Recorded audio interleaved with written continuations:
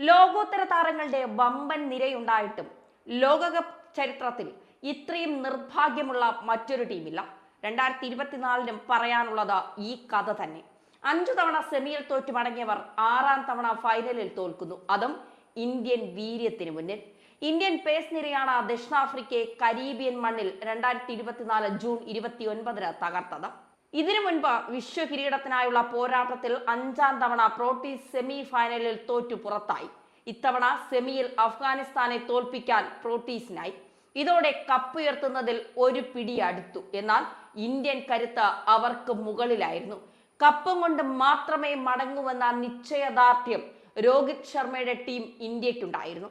അങ്ങനെ അവസാന 4-നപ്പുറം കടന്ന 6ാം തവണയും ടൂർണമെന്റിൽ നിന്നും നിരാശയുമായി ദക്ഷിണാഫ്രിക്ക മടങ്ങുന്നു. പലപ്പോഴും നിർഭാഗ്യമാണ് അവരുടെ വഴിമുടക്കിയതെങ്കിൽ മറ്റു ചിലപ്പോൾ നിർണായക മത്സരങ്ങളിലെ ഇടർച്ചയാണ് തോൽവിയായത്. ആദ്യമായി പങ്കെടുത്ത 1992-ലെ ലോകകപ്പിൽ മഴ നിയമമാണ് ദക്ഷിണാഫ്രിക്കയെ ചതിച്ചത്. ഡിസ്നിയിൽ നടന്ന സെമിയിൽ ആദ്യ ബാറ്റ് ചെയ്ത ഇംഗ്ലണ്ട് 45 ഓവറിൽ അടിച്ചെടുത്തത് 6 വിക്കറ്റ് നഷ്ടത്തിൽ 252 റൺസായിരുന്നു. ദക്ഷിണാഫ്രിക്കയ്ക്ക് ജയിക്കാൻ 19 പന്തിൽ 22 റൺസ് വേണ്ടപ്പോൾ മഴയെത്തി. മഴയൊടിഞ്ഞ് കളി പുനരാരംഭിച്ചപ്പോൾ ദക്ഷിണാഫ്രിക്കയുടെ വിജയലക്ഷ്യം കണ്ട ഏവരും ഞെട്ടി. ഒരു പന്തിൽ 22 റൺസ്. അങ്ങനെ വിജയം ദക്ഷിണാഫ്രിക്കയിൽ നിന്ന് തട്ടിയെടുക്കുകയായിരുന്നു. അസാധ്യ ലക്ഷ്യത്തിൽ തട്ടിയവർ കണ്ണീരോടെ മടങ്ങി. ക്രിക്കറ്റിലെ ഏറ്റവും വിവാദ മത്സരങ്ങളിൽ ഒന്നായിരുന്നു അത്. 99-ൽ എഡ്ജ് ബാസ്റ്റണിൽ നടന്ന സെമി ഫൈനലിൽ ഓസ്ട്രേലിയയായിരുന്നു എതിരാളികൾ. എന്നാൽ അലൻ ഡൊണാൾഡും ലാൻസ് ക്ലൂസ്നറും തമ്മിലുള്ള കൂട്ടുകെട്ട് അവസാന പന്തിൽ റൺഔട്ടിൽ കലാശിച്ചതോടെ മത്സരം ട്രയൽ അവസാനിച്ചു. നൈറ്റ് റൺ റേറ്റിൽ ബലത്തിൽ ഓസ്ട്രേലിയ ഫൈനലിലേക്ക് മുന്നേറുകയായിരുന്നു.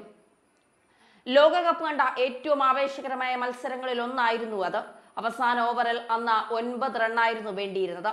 ആദ്യ 2 പന്തിലും ക്ലൂസ്നർ 4കൾ തൂക്കിയതോടെ മത്സരം 4 പന്തിൽ 1 റൺസ് എന്ന നിലയിൽ. എന്നാൽ ആ ലക്ഷ്യത്തിലേക്ക് എത്തും മുമ്പ് അലൻ ഡൊണാൾഡ് റണ്ണൌട്ടായി.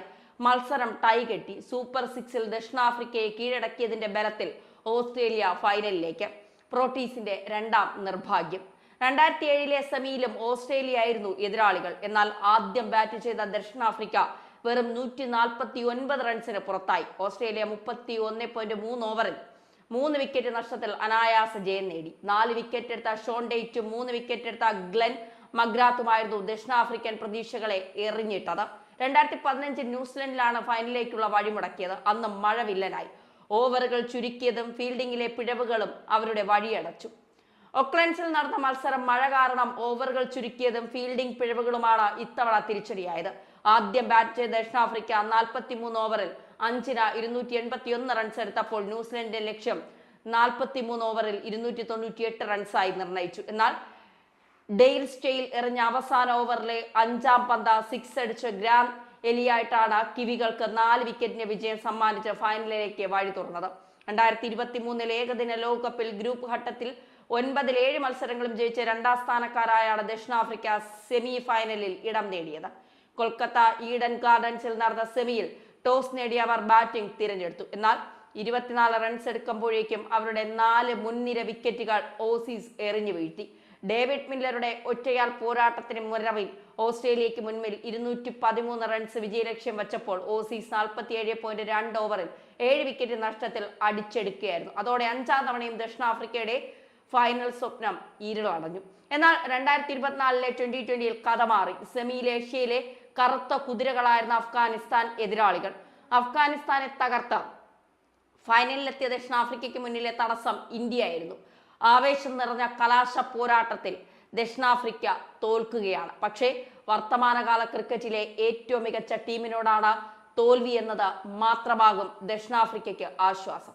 2024-ന്റെ കളിയിൽ മികവ് കാട്ടിയ ടീമാണ് കപ്പുമായി വെസ്റ്റ് ഇൻഡീസിൽ നിന്ന് നാട്ടിലേക്ക് മടങ്ങുന്നത്.